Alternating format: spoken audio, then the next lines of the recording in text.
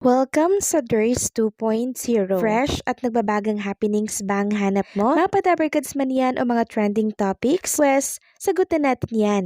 Kaya naman isubscribe nyo na ang ating channel para sa mga nagbabagang balita everyday. Welcome back again sa ating YouTube channel mga kadabarkads. So ang pag-uusapan na tatalakayin natin sa update na to ay ang dahilan kung bakit wala po si Bimby Aquino dito sa Itbulaga ngayong araw po ng Martes. And syempre pag-uusapan din natin mga kadabarkads ang binunyag po ni Miss Chris Aquino sa kanyang naging interview patungkol po ito sa kung saan nga ba talaga mag-aaral si Bimby. May katotohanan nga kaya mga kadabarkads na sa Pilipinas daw mag-aaral si Bimby?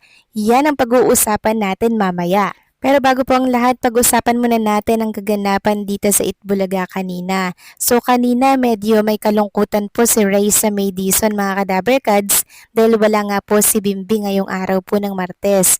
Pero wag kayong malungkot dahil present naman ang binigay po na kwintas ni Bimby. At kanina nga po during Age is Right, todo po ang dikit ni Yunyul Kim dito po kay Raisa May Dizon pero si Raisa May talagang gumagawa po ng paraan para po makaiwas at hindi sila magdikit ni Yunyul Kim. So talagang pinapahalagahan po ni Raisa May yung mararamdaman ni Bimby mga kadabarkad since wala nga po si Bimby sa Itbulaga. And kanina isa rin po sa naging secret agent si James Blanco mga kadabarkads na talaga namang super young looking.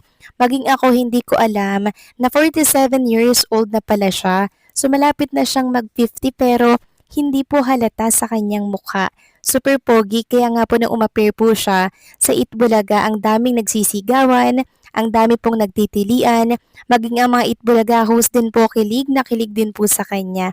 So parang nasa 30s lang yung edad niya dahil sa kanyang mukha mga kadabarkads. So si James Blanco po ay best actor para po yan sa 28th Asian Film Festival na ginanap po sa Italy para po sa kanyang docudrama na ang Matching at ang Pagong. Samantalang sa mga nagtatanong at naghahanap naman po kay Bimby mga kadabarkads, ngayong araw po kasi ng Martes, pre-recorded po ang Itbulaga. And nung nakaraan nakapag-live na nga po about dyan si Jack Salvador, yung handler or manager po ni Bimby, na rest day nga daw po nila kaya hindi sila taping or record ng episode ngayong Martes.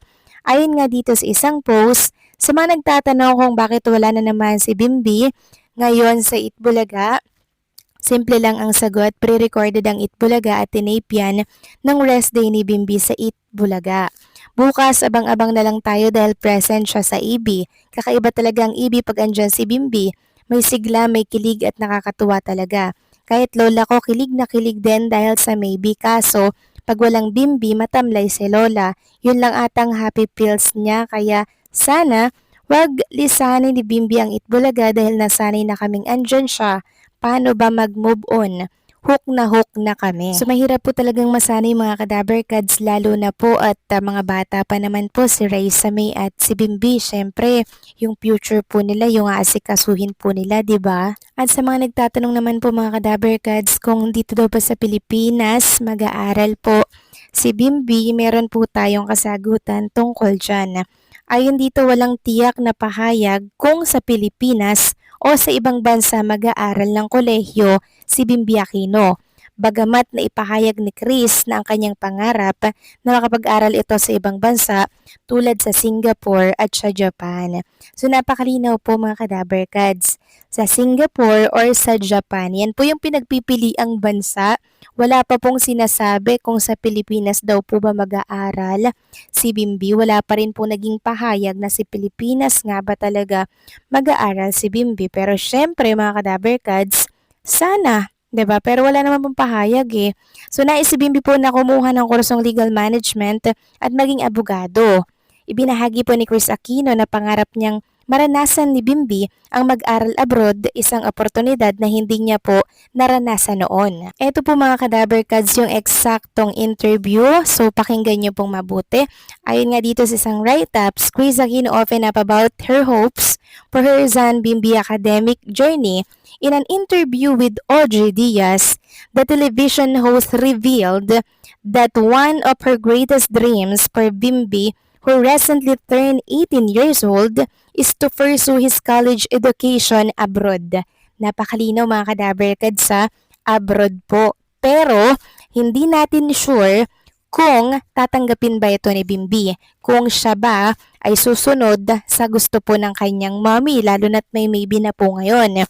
Ayon pa sa kanya, I really want him. I really want him to have what I did not have. That was my dream, she said. Parang iniisip ko talaga parati ano kaya naging trajectory ng buhay ko kung talagang nag-aral ako abroad. So I want him to experience that.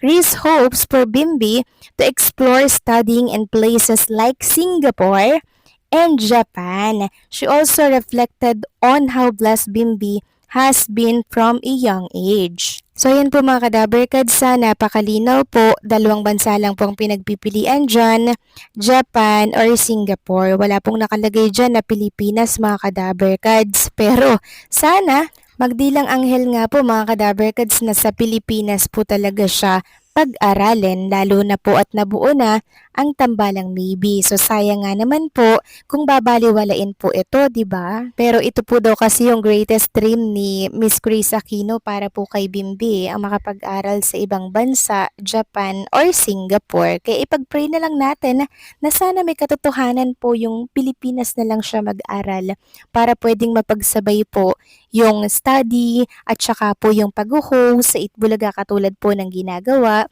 ni Raisa May, 'di ba? Samantalang pag-usapan naman natin mga kadaberkads ang tungkol naman po dito sa isang noontime show na kung saan ay pinapatawag po ng MTRCB. Ayon nga dito sa lumabas na balita, MTRCB ipinatawag ang It's Showtime, tama bang masuspende na naman? Sa kabila ng paghingi ng paumanhin ni Vice Ganda, naglabas pa din ng sulat ang MTRCB para ipatawag ang producer ng It's Showtime.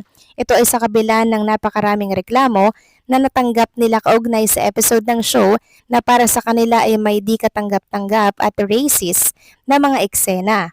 Ang tinutukoy nila ay ang pagbuhos ni Ayon Perez ng lugaw sa bibig ni Vice Ganda at pati na rin ang pagbuga ng tubig ng Unkabogable Star sa mukha ni Baby Doll Johaira Morris sa Memory Mara skit ng Laro-Laro Pick segment. Dati nang nasuspend ang It's Showtime ng 2023 dahil din sa mga reklamo tungkol kay Vice at Ayon Perez sa Isip Bata segment ng show. Samantalang pag-usapan naman natin mga kadaverkads ang tungkol naman dito sa desisyon po ni Bimbi sa pag-aaral abroad. Since nabuo na nga po mga kadaverkads yung tambalang maybe, posible daw pong magbago ang isipan ni Miss Chris Aquino and Bimbi na sa abroad mag-aral. Dahil meron din daw naman mga kadaverkads na magagandang school na pwedeng mag-take ng law dito po sa Pilipinas. Katulad na lamang po ng Ateneo de Manila University.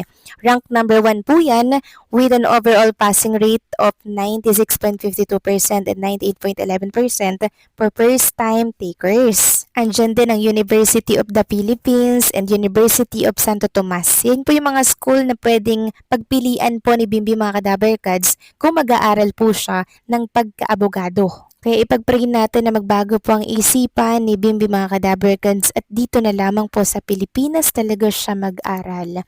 Sana po'y magbago din po ang desisyon ni Miss Chris Aquino kasi syempre may nabuo na pong fandom, may nabuo na pong fanbase mga kadaverkads. Kaya hopefully, magdilang anghel yung nagsabi na sa Pilipinas po mag-aaral si Bimbi. We're hoping din kasi mga kadaverkads. So kayo ba, anong masasabi ninyo dito sa update natin? Please comment down below and let me know kung ano po ang inyong komento ukol dito.